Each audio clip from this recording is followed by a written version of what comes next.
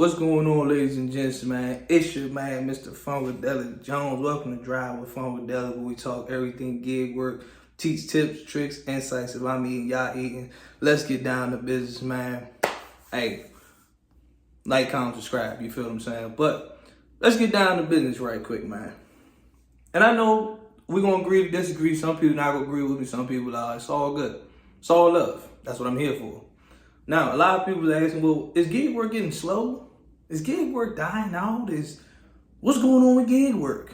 Is gig work becoming oversaturated? There's a lot of yes and no's to that. You feel what I'm saying? Prime example would be, is gig work dying out? No. But at the same time, is it becoming more oversaturated? Yes. Because you gotta think about it. When you think of all of the gigs, right? The major gigs out there, DoorDash, Uber Eats, regular Uber, Lyft, Ship, Instacart, Walmart, Spark, the whole nine, right? The whole nine yards. They have their superstar markets, and then they just have their regular markets. So their superstar market, of course, most people would know is New York, Boston, Miami, DC, probably Phoenix, California, probably Denver, Seattle. Like, those are their probably stronger markets for gig work. Whereas they're like, you look at the rest of the other states, not saying it's not dead, but it's just like, those markets, they not doing as great. So when you say if gig work is dying out, it's all market based, right? It's all market based. Because you got to think about it. You look at gig work in California versus you look at gig work in like West Virginia. It's different. You look at gig work in Seattle and gig work in certain parts of Ohio or Kansas or Arkansas. Like areas like that, it's different. Or you could say my hometown, my home market, that you can say is DC. You comparing DC to like, I don't know, Idaho, or South Carolina, right? It's different. So when you think about it, it's like, you look at South Carolina versus DC, right? Two different markets, two different areas. It probably costs 10 times more than DC than it does in South Carolina. Now, South Carolina probably has a lot of DoorDash, a lot of gig drivers in general. So those markets fill up quicker. They become oversaturated more because of the area, the state. Oh, it don't cost that much living. Oh, the job's not paying that well. So a lot of people be like, okay, I'm gonna just turn to gig work then, because jobs ain't paying me. I'm out to do this. Then more and more drivers are signing up, and the window is starting to get tighter. Money is starting to get harder to make because of the fact that it's a lot of drivers already out. Whereas that you look at an area like DC, first of all, it costs an arm and a leg to live in DC in the first place. So a lot of people aren't banking off of doing Uber and DoorDash to make a living. They'll do it part-time. They do it on the side. But if you're talking about doing it as like a main hustle, nah. Now, in certain areas, if you be out there for a certain amount of time, you probably get pulled $200, $300, $400 a day. Certain areas. It's a lot of traffic here in DC. Between like DC, Arlington, Virginia, and Alexandria, that little triangle, whatever shape that is, it's a lot of money right there. So if you in any of those areas, you're gonna do pretty well. But you also look at the DC area. Like you even can take DC and Baltimore, hour apart from each other. A lot of people from Baltimore commute to DC every day to go to work. This is W-2 jobs. Because why? DC has a stronger job market than Baltimore does.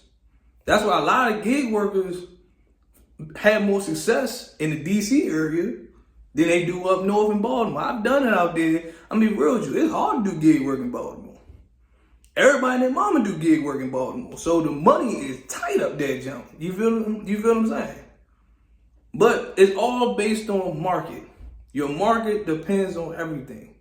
Like if you're in a smaller market and you want to do gig work full time, you gotta look at what's around you. If you know the nearest city or popular metro area is 45 minutes away from you, you're going to have to take that 45-minute ride. You can't sit in your little town, your little rural area, tomorrow I'm not making no money. Like, if you may live in a smaller area outside of Phoenix or the Phoenix metro area, you're going to have to drive to that metro area and back every day to make money if you want to do gig work full time. Same thing with people that do it in DC area. If you live outside of DC metro, you're going to have to drive into the metro to do areas. But it just all depends on your area and your market and your metro, because gig work is slower and it's tighter in some markets than others. You know what I'm saying? It costs an arm and a leg in New York City. Granted, the average gig worker up there probably make good money, especially now that they just passed the bill in New York. But at the same time, it's like, even for the bill, it still costs an arm and a leg to live in New York City. So you know how much you're going to be working a lot more in New York and Boston. Those are hard cities to live in because they cost a lot. California, that's a hard city to live in. It's probably a lot of money out there between the LA market and the Bay Area. It's probably money out there. But at the same time, you got to factor in the cost of living and gas and all these different things. So you got to probably work more. But when you look at gig work in certain areas, like you look at gig work in probably Idaho, gig work is probably not that strong in Idaho.